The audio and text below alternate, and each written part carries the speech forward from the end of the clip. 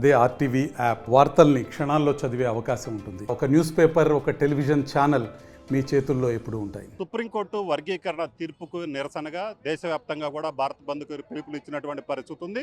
వర్గీకరణ వ్యతిరేక జేఏసీ ఆధ్వర్యంలో పూర్తిగా రాష్ట్ర వ్యాప్తంగా కూడా బంద్ నిర్వహిస్తున్నారు. అలాగనే దేశవ్యాప్త బంద్లో భాగంగా గుంటూరులో కూడా పూర్తి స్థాయిలో ఆందోళన నిర్వహిస్తున్నారు. ఎక్కడికక్కడ రాస్తారోకాలు నిర్వహిస్తున్నటువంటి పరిస్థితి ఉంది. మొత్తం మీద చూసుకున్నట్లయితే ఏదైతే సుప్రీంకోర్టు తీర్పునిచ్చిందో ఆ తీర్పు మీద నిరసన వ్యక్తం చేస్తూ గుంటూరులో చూసుకున్నట్లయితే అన్ని మాల సంఘాల ఆధ్వర్యంలో కూడా ఆందోళన చేస్తున్నారు. ప్రస్తుతం మనతో పాటు మాల మహానాడు నేత ఉన్నారు. సార్ చెప్పండి, అరుణ్ గారు, ఎందుకు మీరు అంటే సుప్రీంకోర్టు ఒక డెసిషన్ చెప్పింది, ఒక తీర్పు చెప్పింది, దీంట్లో ఏంటి మీకున్న అబ్జెక్షన్ ఏంటి? 2004లో చంద్రబాబు నాయుడు గారు వర్గీకరణ అంశం తీసుకొచ్చినప్పుడు జడ్జిమెంట్ అనేది క్లియర్గా చెప్పింది. రాజ్యాంగం ప్రకారం ఎస్సీలో ఉన్న 59 కులాలు కూడా విభజించడానికి వీలు లేదు. అన్ని సామాజిక వర్గాలు కూడా 59 కులాల్లో కూడా న్యాయం జరగాలని జడ్జిమెంట్ ఇచ్చింది. వర్గీకరణ సుప్రీంకోర్టే ఇది చెల్లదు అని కొట్టేసింది. మరలా ఈరోజు కేంద్ర ప్రభుత్వం, నరేంద్ర మోడీ ప్రభుత్వం అధికారంలో వచ్చిన తర్వాత ఆర్టికల్ 370 కానీ, అదేవిధంగా ఇప్పుడు ఈ ఎస్సీ వర్గీకరణ కానీ, ఇంకా దళితులకు సంబంధించిన సమస్యలు ఏమి లేవా మీకు? ఆంధ్రప్రదేశ్కి సంబంధించిన మేము ప్రత్యేక హోదా అడుగుతున్నాం, ఇవ్వండి. రైల్వే అన్ని వర్గాలు సంబంధించినటువంటి అన్ని అసోసియేషన్లు ప్రైవేటైజేషన్ చేస్తున్నారు, అది ఆపండి. సిగ్గు లేదా మీకు? దళితుల సమస్య పట్టిందా? మీరు రాజకీయ కారణాల కోసం దళితుల మధ్య చిచ్చు పెట్టే ప్రయత్నం సుప్రీంకోర్టు ద్వారా మీరు చేశారు. అది ముమ్మాటికి నిజం. దీన్ని మేము తీవ్రంగా వ్యతిరేకిస్తూ ఉన్నాం. మేము డాక్టర్ బాబాసాహెబ్ అంబేద్కర్ ఇచ్చినటువంటి రాజ్యాంగ ఆర్టికల్ 341 ప్రకారం రాజ్యాంగ విరుద్ధమైనటువంటి తీర్పు ఇచ్చారు. మేము న్యాయస్థానాన్ని ఆశ్రయించాం.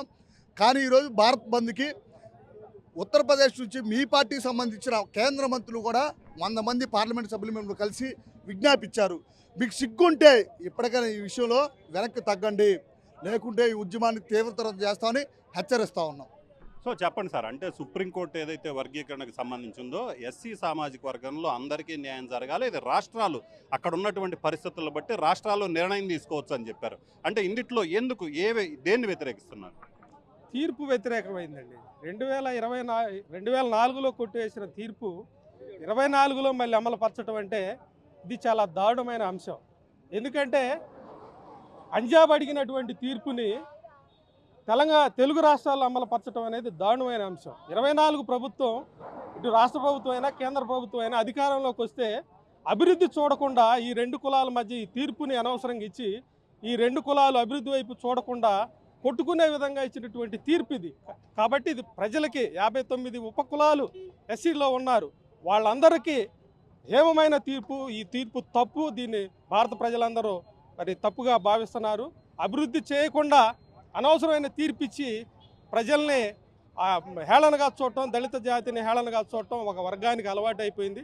కాబట్టి ఈ తీర్పుని ఖండిస్తూ ఈరోజు భారత బంద్ పిలుపు మేరకు అన్ని మాల సంఘాలు ఈ గుంటూరులో ధర్నా చేయడం జరిగింది. దీన్ని జయప్రదం చేయాల్సిందిగా కోరుతున్నా. జై భీమ్, జై భారత్. అంటే వాళ్ళు ప్రధానంగా చూసుకున్నట్లయితే వర్గీకరణకు సంబంధించి సుప్రీంకోర్టు ఏదైతే ఇచ్చిందో దాన్ని ఎంఆర్పిఎస్కి సంబంధించి మాదిగా నేతలు ఎవరైతే ఉన్నారో వాళ్ళందరూ హర్షిస్తున్నారు. ఎందుకంటే రిజర్వేషన్లు అనేది అందరికీ అనుభవించాలి.